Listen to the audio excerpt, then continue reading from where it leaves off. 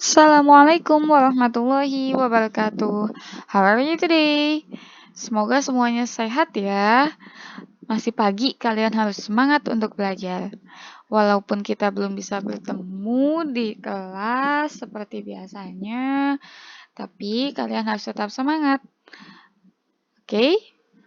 Hari ini kita akan melanjutkan pelajaran kita yang sebelumnya, yaitu tentang the expression of willingness. Apa sih emangnya the expression of willingness? Nah, apa sih itu willingness? Willingness itu mempunyai makna keinginan. Jadi, the expression of willingness adalah ungkapan yang digunakan untuk menyatakan keinginan.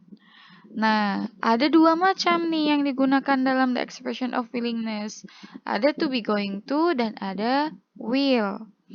Nah, dua-duanya itu punya arti akan. To be going to artinya akan, will juga artinya akan. Nah, apakah to be going to dan will itu sama? To be going to dan will artinya sama, tapi digunakannya sedikit berbeda. Kalau to be going to, itu kegiatan yang akan dilakukan tuh udah direncanakan. Misalnya, kalian dengan teman kalian akan bermain bola nanti siang. Nah, itu sudah direncanakan tuh. Jadi pakainya to be going to.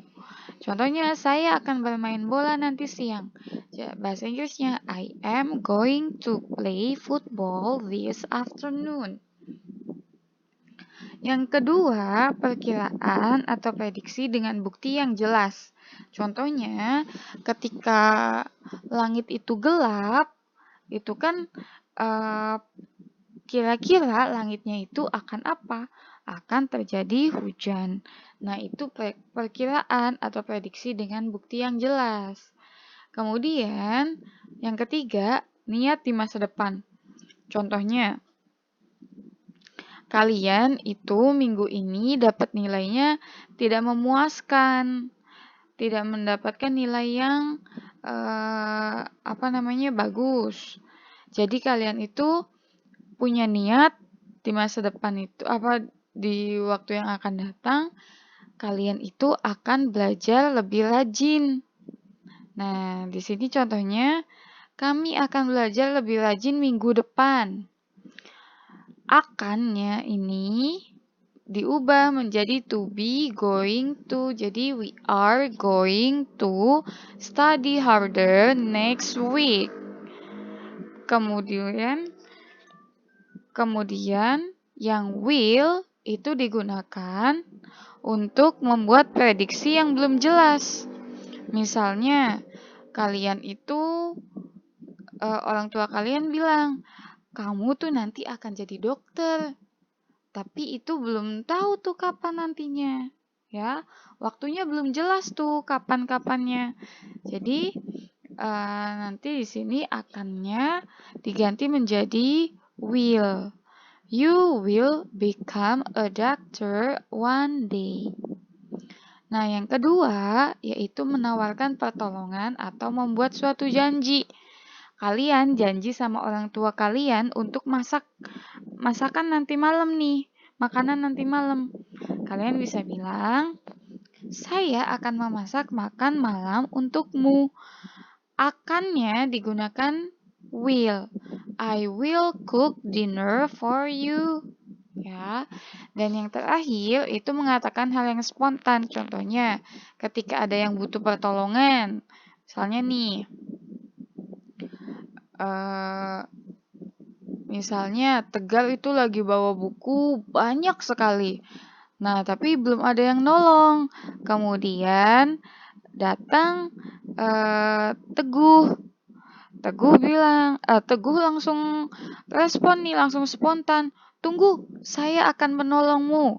Nah, di sini bahasa Inggrisnya, wait, I will help you. Oke, bisa dipahami? Oke, kita lanjut. Jangan sampai lupa, to be going to to be-nya ini kan Ibu dalam kurung nih. To be-nya itu diganti dengan salah satu dari is, am, atau are. Tergantung subjeknya apa. Ya. Nah, kalau is untuk subjek, she, he, it. Yang tunggal, ya. Kemudian, am untuk subjek, I. M itu hanya punyanya I, jadi nggak boleh she am, he am, nggak boleh. Tapi I am. Kemudian are untuk subjek you, they, we. Nah, contohnya Sony akan membaca buku nanti malam. Akannya diubah menjadi to be going to. Karena subjeknya adalah Sony, Sony itu siapa? Dia laki-laki. Dia laki-laki itu sama saja dengan he. Nantinya jadi to be-nya is. To be-nya diganti menjadi is. Sony is going to read book tonight. Ya. Oke. Sekarang rumusnya nih. Jangan lupa ada positif, ada negatif, dan ada interrogatif atau kalimat pertanyaan. Nah, untuk yang positif, subjek ditambah will ditambah verb 1. Kalau bukan will, maunya to be going to, oke. Jadi to be going to. Sama setelahnya itu harus verb 1. Kemudian kalau kalimat negatif, kalau negatif itu ada kata tidak, harus ada kata not di sini ya. Will kemudian not. Kalau yang to be going to, not-nya setelah to be. To be not going to.